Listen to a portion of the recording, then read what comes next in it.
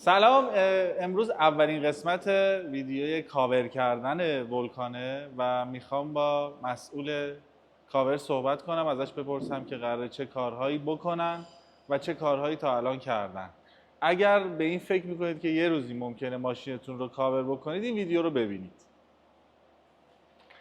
سلام آقا میثم. سلام، زنده باشید. خسته نباشید. خیلی خوش اومدید. ما شما زنده باشید. بفرمایید که چیکار کردید تا اینجا؟ تا اینجای کار اولویت اول توی کاور کردن اینه که به خودرو آسیبی نرسه. اولویت اول توی کاور اینه که به خودرو آسیب نرسه. اگه قرار باشه ما یه قطعی رو باز کنیم یا یه جایی رو بزنیم که به خودرو آسیب بزنیم، این کار کاملا یک کار اشتباهیه و یک اشتباه گفتم.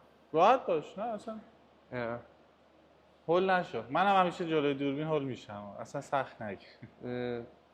هدف از کاور کردن اینه که به خودرو آسیب نرسه. حالا این آسیب ممکنه بر سنگ‌خوردگی جاده باشه، شاخ و برگ درختان باشه، ممکنه آدمی باشه که با شما مشکل داره و میخواد روی ماشینتون پیچ‌گوشتی بکشه، کلید بکشه، میخ بکشه، سنگ بکشه، اسید بریزه یا هر چیز دیگه که به بدنه خودرو آسیب بزنه. ما کاور رو برای این کار انجام میدیم. مخصوصا شمایی که میخواین برین توی جاده و تو کویر، توی جنگل و جاهای دیگه با ماشین بچرخین، برای شما از واجباته که کاور رو نصب کنین. ماشین شستشوی مرحله اولش انجام شده، یعنی 3 مرحله ما شستشو داریم. شستشویی که ماشین وارد مجموعه میشه که تو هر جا این کار رو انجام میدن. اول ماشین رو چکاپ میکنن با شستن، تمیز که میشه یه سری ایرادات ماشین معلوم میشه. الان ماشین که نوعه، ولی یه سری ایرادات رو میتونیم توی این ماشین ما ببینیم. تایمی که شسته شده یه سری جاهای ماشین، مثلا این جلوی کاپوتو من دیدم خط داشت. اونجا که خط داریم، ما هنوز پلیش نزدیم ماشینو. ما ماشینو فقط یه مرحله تمیزکاری انجام دادیم. یعنی دقت کنین یه سری جاها هنوز لبه ها رو ما داریم میزنیم، آشغال این لبه داره میاد پایین. الان مرحله دوم ما داریم شستشو انجام میدیم، ولی باز آشغال داره. این ماشین توی بیرون از محوطه بوده، توی مسقف نبوده ماشین و توی محوطه بوده و این گرد و خاک توی این درزاشه، یعنی پر این درزا گرد و خاکه. و تا الان ما فقط 2 تا مرحله شستشو درزگیری داشتیم. درزگیری بعدی، درزگیری آخر میشه بعد از خمیر کلی و پلیش هستش. یعنی بدنه ماشین رو ما یه بار خمیر کلی میزنیم. خمیر کلی دونه هایی که روی ماشین قرار داره رو از بین میبره و زیر کاور دون نمیزنه. یعنی این نیش میفته بیرون و زیر کاور معلوم میشه، چه شفاف باشه چه مات باشه. ما خمیر کلیش رو الان باید بزنیم، پشتبند خمیر کلی. سنباده هم میزنیم؟ سنباده رو ما خمیر کلی کار سنباده رو انجام میده. یه خورده پیشرفته ترش میشه خمیر کلی. و به جای اینکه سنباده بزنیم و به رنگ خودرو آسیب بزنیم، با خمیر کلی این کارو ما انجام میدیم. بعضی جاها این ماشین حالا شاید بسته به نیاز داشته باشه، ولی این ماشین نیازی به سنباده نداره، با خمیر کلی درست میشه. بعد از خمیر کلی پلیش داده میشه که اون هولوگرامایی که ایجاد میشه از بین بره. هولوگرام منظورتون خوابیه که رو دست میفته دیگه؟ الان دقت بکنی، الان یه سری هولوگراما، یه سری خط روی این ماشین 0 کیلومتر هستش. اونا رو با پلیش از بین میبریم. آره، با پلیش از بین میبریم برای اینکه زمانی که شما ریموو کردین کاورتون رو، زیرش تمیز باشه. حتی اگه کاور رنگی هم میخواستم بزنم و اینا دیده نمیشد، باز این مراحل رو انجام میدادیم. ببینید مراحلش همش فرقی نداره. مراحل باید یعنی پیوسته انجام بشه. یعنی اگه قرار باشه دون آشغال زیر کاور معلوم شه، چه کاور رنگی باشه، چه شفاف چه مات، زیرش معلومه. خب امتیاز این کاوری که قرار روی ماشین من نصب کنی چیه؟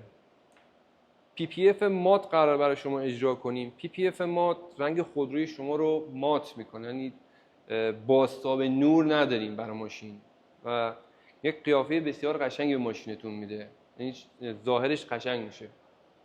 جدا از محافظتی که از رنگ خودرو و سنگ خوردگی که توی جاده قرار برای شما و خط و خشی که درختان قرار روی بدن شما ایجاد کنه نمیذارین اتفاق بیفته، باعث میشه که خودروتون قشنگ شه، زیبا شه. مثلا خفن ترین ماشینی که کاور کردی چی بوده؟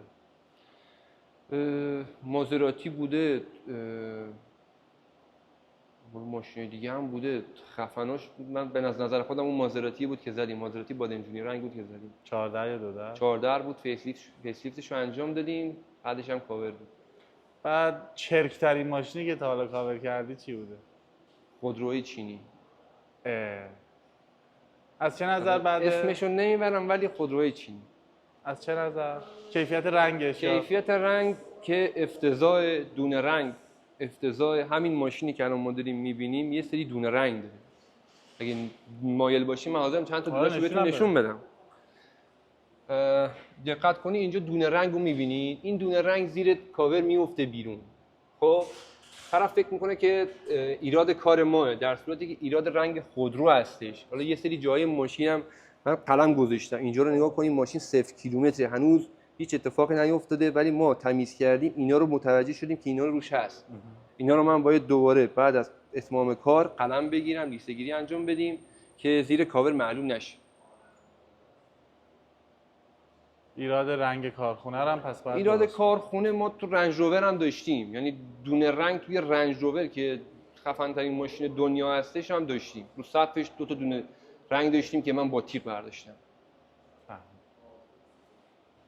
کی شروع می‌کنی؟ الان هر موقع که درزگیریش تموم شه. یعنی درزگیری یعنی جایی رو پر می‌کنی یا نه، کثیفی درزگیری توی درز رو کنید. در الان ما بچه‌ها اینجا رو تمیز کردن، دور تا دور این زه رو تمیز کردن. این زه میاد پایین، میاد این لبه شیشه رو این لبه شیشه رو در بر میگیره. من اینو بکنم از آب بندی در میاد و به خودروی شما آسیب میرسه. من اول فیلم بهتون گفتم، من اولویت ما اینه که به خودرو آسیب نرسه. ما مجبوریم اینو رو کار تمیز کنیم، درداشو بزنیم، این لبه‌ای که میخواد بره زیر این بچسبه. اگه این زیر کار کثیف باشه این لبه نمیچسبه و بعد از یه مدت بلند میشه و دور نمیشه. الان دستگیرها و آینه و کل این وسایل هم به خاطر همین باز بله، کردی دستگیرها شما باز کردیم که بره زیرش. بله، این لبه ها رو باید دوباره تمیز کنم بچه‌ها. یه سری جا چسبای ریز مونده، دوباره بزنن. اینجا رو دوباره خودمون باید دوباره با قلمو دوباره بزنیم تمیز کنیم که موقعی که میخوابه دیگه خیلی قشنگ زیر دستگیره میفته و چیزی معلوم نمیشه. دست شما درد نکنه. زنده باشین. باز اگه توضیحی بود من ازت سوال می‌کنم. زنده باشین، در خدمت.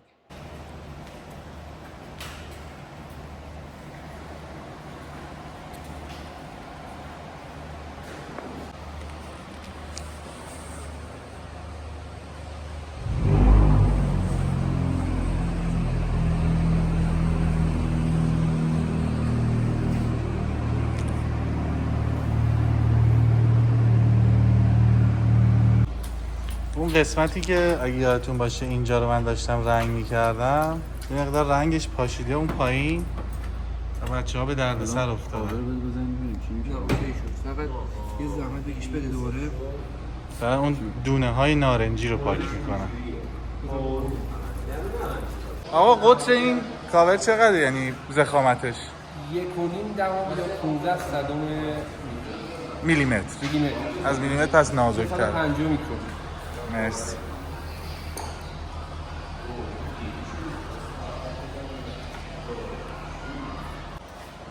این بازمانش شده؟ آره، یه کوچولو دیگه می‌زنیم. به این مرحله چی میگن فرید؟ الان آماده سازیه دیگه، آماده سازی قبل کاور باید شسته شه، یه گرد و خاکی چیزی هست تمیز بشه و بعدش یه آب الکل میزنیم و دوباره کاور میزنیم.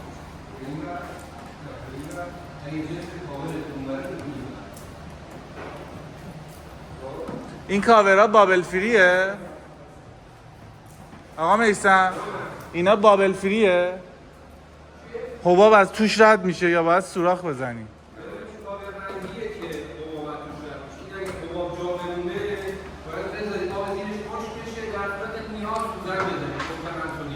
پس اونجوری نیست. کار سختی در پیش دارید پس. خیلی.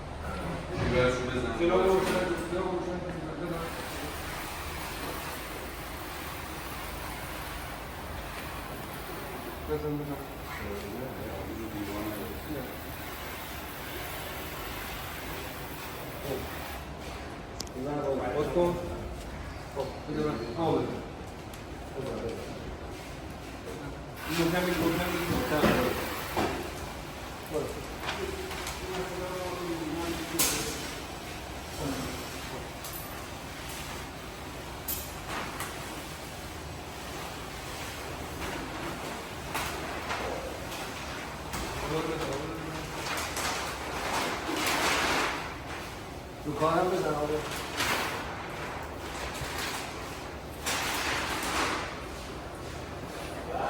روز به کاور نخوره این پایین خوش کن این نکن بده این بر زیاد نگیر روز وسط شده این وسط شد بده پایین بده پایین بود شروع کشه بگیری برو ببینیم یا تکونش دادی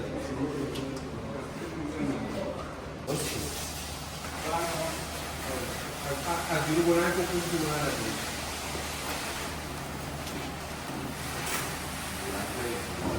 میگم خوش تنش بلند نکن زیاد نشد اینجا باشه بوشه بخارم میخواه آقا مثلا کوتاه شروع داره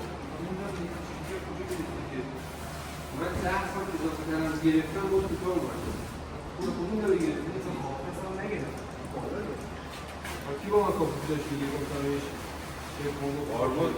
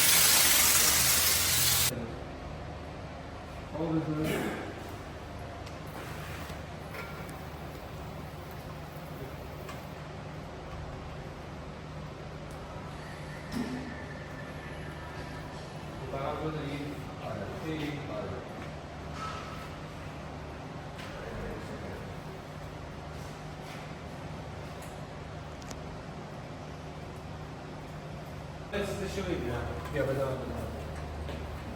الان نیمه نامت نیست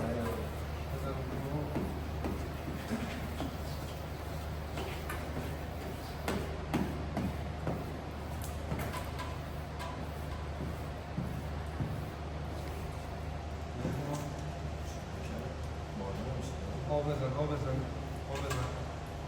خوش میشه بکش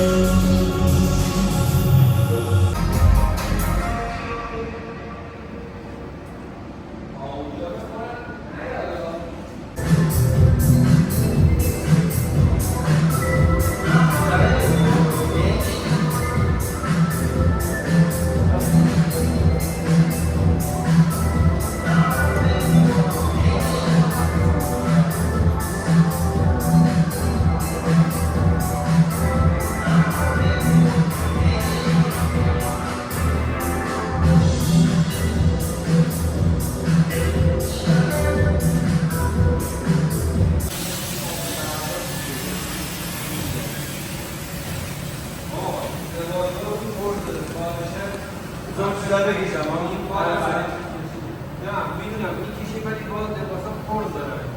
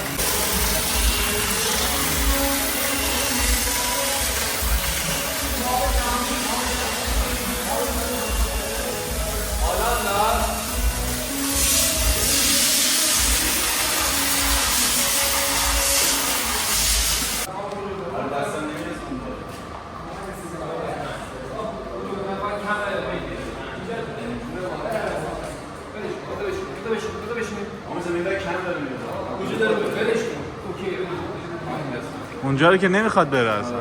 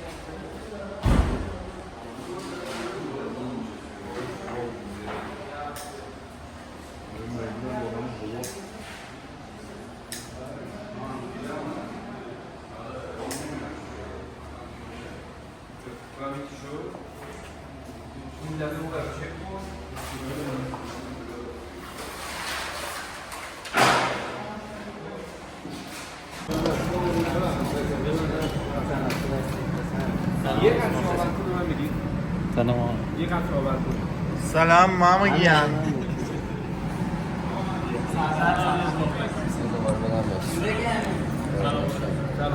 چطوری متین؟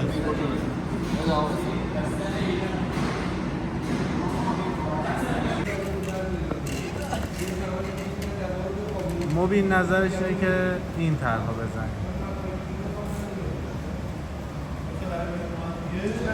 اما من با اون یکی ام. حالا اونم رو همین عکس درست کن ببینیم چجوری میشه.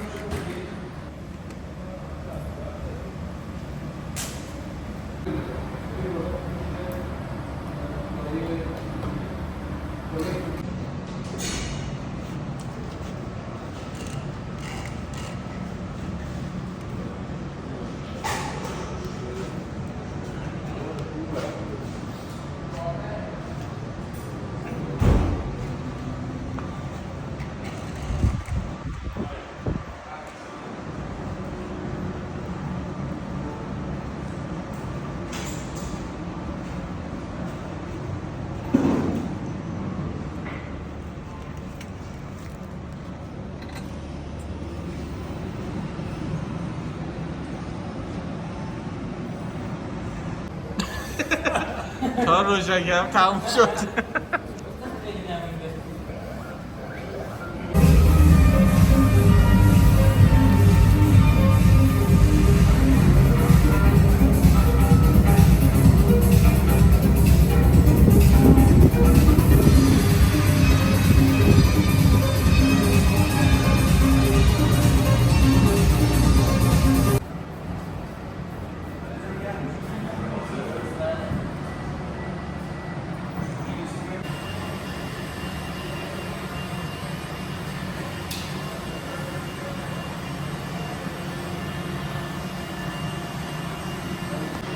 این طرح رو اجرا کردیم ولی احتمالاً عوض بشه.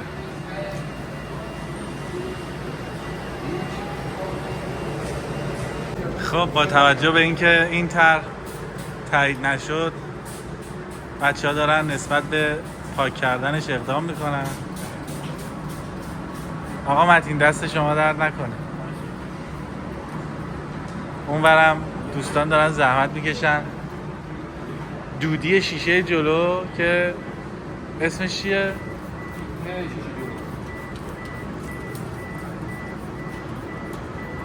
که این رنگ شیشه رو تغییر نمیده که تو شب دید رو کم کنه، ولی جلوی اشعه مضر خورشید رو میگیره.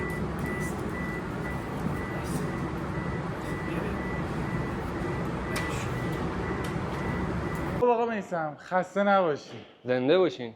تقریبا 7 روز کامل روی ماشین من زحمت کشید. زحمت نیست، انجام وظیفه بوده. بیشتر از 7 روز، نزدیک 10 روز شد. نه 7 روز شد. 7 روز کاری بوده. 7 روز کاری شد. پنجشنبه جمعه ما بچه‌ها رو آوردیم که به خاطر ابعاد بزرگ ماشین تمیزکاریش خورده طول کشید. نصبش که زیاد زمان نمیبره، بیشتر تمیزکاری خودروئه که باعث اذیت و آزار میشه. توی این کار چه چالشایی داشتی؟ ما بیشترین چالشی که داشتیم باز نشدن یه سری قطعات بود. بیشترین قطعی هم که نمیشد بهش دست زد و خطرناک بود همین پلاستیکایی بوده که دور تا دور ماشین وجود داره. زهای بغل. بله زهای بغلی که هستش پلاستیکی هن. نمیشه حرارتشون گرفت که حرارت بگیری پلاستیک آب میشه، بخوای در بیاری هم خاراش میشکنه و خاراش هم متاسفانه گیر نمیاد. ماشینی هم که داریم می‌بینی بزرگترین ماشینیه که تا حالا من خودم به شخصه بگم توی این مجموعه نصب کردم. چالش‌های خیلی زیادی داشت. روز اولی که اومد من واقعا خودم عزا گرفته بودم و ناراحت بودم. خودتون هم دیدین. ولی الان خیلی خوشحالم که ماشین رو زمانی که میخوام به شما تحویل میدم خودم با یه لبخند زیبا میتونم بگم آقا بهترین کاری که تونستیم انجام بدیم رو میتونیم بهتون تحویل بدیم. از 10 بهش چه نمره‌ای میدی؟ من از 10 بهش 9.5 میدم. اون نیم برای چیه؟ اون نیم یه سری ریزکاریاست که فقط خود ماها نصابا میتونیم ببینیم. مثلا همین لبه‌ای که دارین میبینین لب به لب شده. این برای من نصاب، منی که کار نصب انجام میدم دوست ندارم کارم لب به لب شه، مجبورم این کارو انجام بدم. اون نیم به خاطر اینه. ساختار خود ماشین این بله ساختار ماشینه که پلاستیکه، نمیشه گرما گرفت، نمیشه روش برش داد، روش برش بدی امکان داره پلاستیکش پاره بشه و مشتری که شما باشین راضی نباشین از ته کار، بگین آقای کاش که من این کارو انجام نمیدادم بهتر از این بود که انجام دادن و آسیب به ماشین رسوندم. همینطوری یه دور بزنیم دور ماشین. دورش بزنیم. بگو کجاشو بیشتر دوست داشتی و راحت‌تر بود و کجاش برات سخت بود؟ راحت ترین قطعات قسمت‌های پایینش بود. زیریا دستتون میره. خیلی کوچیک بود ولی خب بیشترینش به خاطر ابعادش این عرض بود که 150 سانته، یعنی 150 سانت عرض خود کاور 152 سانته. اگه شما ته کار که میخواین نصب و انجام بدین، اگه جایی که میچسبونین نیم سانت اختلاف داشته باشین ته کاور کج نصب میشه. حالا خوبی که این کاور داشت برای ما این بود که وسطش رو میتونستیم در بیاریم و یه کوچولو چالشمون رو راحت تر کردیم. اگه یه حتی کوچیک خورده کم میومد میتونستیم بکشیم. حالا خدا شما کم نیاوردیم ولی خب جهت اطلاع بچه‌ها که من که دارن میبینن فیلمو بهتون بگیم اونجا رو میتونیم مثلا بکشی. حالا خب کشیدن باعث میشه که تو کارتون رگه بیفته. ما خدا رو شکر به اینجا نرسید که این اتفاق بیفته. تینت شیشه ها رو برای شما نصب کردیم که شاید بعضی از دوستان الان که فیلمو میبینن بگن که دودی چند درصد زدین. دودی که مردم در نظر میگیرن برخلاف چیزی که هستش برعکسه. یعنی شما میگن 80% برای من دودی کن، ما دودی 80% نداریم. در اصطلاح عامیانش دودی اصطلاح تخصصی میشه تینت شیشه. برای شما تینت های بغلتون رو ما 20% کار کردیم، شیشه جلو تینت 70%. یعنی بغل 20% نور رو رد میکنه و شیشه جلو 70% که یووی هم هستش و باعث میشه که شما یا راننده اگه از عینک آفتابی هم استفاده نکنید به چشتون آسیبی نرسه. یعنی بخوام با ادبیات ساده تر بگم، ما تو جلو 70% دید داریم، بله، تو بغل هم 20%. بغل 20%. بله، میتونستیم بغل رو برای شما کمتر کنیم ولی توی زمستون به مشکل میخوردیم، مخصوصا تو شبا. بله مخصوصا تو شب. همین الان ما برای بچه‌ها نصب کردیم، شیشه های جلو رو 20% براشون زدیم. اومدن میگن که آقا ما خیلی دیگه تاریک میشه. خود مشتری میگه آقا من 20 میخوام، بعد که نصب میکنی میگه مثلا اینجاش مثلا من یه خورده دیدم کم میشه. حالا یه سری چینی‌ها تو بازار هستن که شفافش هم میزنی دید نداری، ولی خب درستش اینه که برای خودروهای سواری عقبش میشه 20، جلو میشه 35 و جلوی شیشه جلو هم میشه 70. ولی ما برای شما به خاطر ابعاد بزرگ شیشه هاتون 20 نصب کردیم چون که نور رو رد میکنه، مشکلی نداره بابت شب برای شما، به خاطر که ابعادش ماشین هم بزرگه. نظر شخصیت راجع به طرحی که بغل ماشین زدیم چیه؟ برو از اون ببینیم. طرح شما کرگدن نارنجی لوگوی شماست دیگه. هر کس یه شناسنامه‌ای داره، اینم شناسنامه شماست. خوب شد؟ میپسندیش؟ ته کار قشنگ شد. اون چیزی که تو ذهنمون بود با اون چیزی که تو ذهن خودم بود خیلی فاصله داشت. واقعا قشنگ شد. خودم فکر نمی‌کردم اینقدر قشنگ شه، ولی واقعا قشنگ شد. مبارکتون باشه. خیلی ازت ممنونم بابت همه زحماتت. همه باشید. زحمت کشیدن ولی اون چیزی که من داشتم می‌دیدم تو بیشتر از همه انجام وظیفه بوده. ما عرق اینجا ریختی، کار دلسوزی گروهیه. کردی. ببینید شاید بگن آقا یه نفر نصب انجام میده، ولی در واقع من نصاب به تنهایی کاری نیستم. اگه بچهای گروه نبودن من هیچ کاری از دستم بر نمی اومد. این بچه‌ها بودن که این کارو انجام دادن. من فقط میتونستم یه همکاری باهاشون داشته باشم، یه کمکی بهشون بدم. خیلی ممنونم ازت. زنده باشین. مبارکتون باشه. ان شاءالله ماشینه بعدیتون. فدای تو بشه. زنده باشین.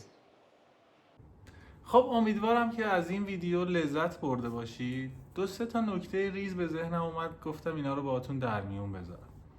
تو این یک هفته‌ای که من توی کارفکت رفت و آمد می‌کردم، هیچ کدوم از کارمندا بوی عرق نمیدادن. برنامه روزانه هفتگی داشتن. اگر از اول فیلم دوباره نگاه کنید متوجه میشید. شنبه همه تیشرت مشکی میپوشیدن، یک شنبه تیشرت سبز تیره میپوشیدن، دوشنبه تیشرت سبز روشن میپوشیدن و این فرایند همینطور ادامه داشت که بچه‌ها وقت کنن برن لباساشون رو بشورن. روزایی که خیلی حجم کار زیاد بود، به خاطر اینکه کولر باعث میشه گرد و خاک بشینه روی ماشین، کولرها رو خاموش میکردن و همه بچه‌ها خیس عرق میشدن و کار میکردن و من میدیدم که تایم استراحت رفتن لباساشون عوض کردن، با لباس تمیز نو اومدن دوباره سر کار. این چیزاست که یک مجموعه خودرویی رو متفاوت از بقیه میکنه. شاید من و شمایی که مشتریم خیلی با این موضوع درگیر نشیم، اما بیس یک مجموعه خفن از چیزای ریز، اینکه توی توالتی که واسه بچه‌ها بود دستمال کاغذی بود، توالتشون خیلی تمیز بود، سالن غذاخوری داشتن. مجموعه کارفکت به نظر من خیلی مجموعه کاملی بود. مدیرش آدم خفنی بود، کارمندا همه خفن بودن، حتی ساده ترین نیروشون نیرویی بود که مثل یک آدم دور دیده رفتار میکرد، همه چیز رو رعایت میکردن همشون. و اینکه من لذت بردم از اینکه توی کارفکت خدماتی رو گرفتم. امیدوارم اگه شما هم میخواید خدماتی رو بگیرید از یک جایی که شبیه به کارفکته بگیرید، چون خیلی لذت بخشه. امیدوارم اگر مجموعه‌ای دارید که میخواید به بقیه خدمات بدید هم مثل کارفکت باشید، همینقدر حرفه‌ای و با پرستیژ. مرسی از وقتی که گذاشتید این ویدیو رو نگاه کردید. اگر لذت بردید حتما لایکش کنید، نظرتون رو برام کامنت کنید و اینکه فراموش نکنید که کانال رو سابسکرایب کنید و اگه باحال بود با دوستاتون به اشتراک بذاریدش. مرسی.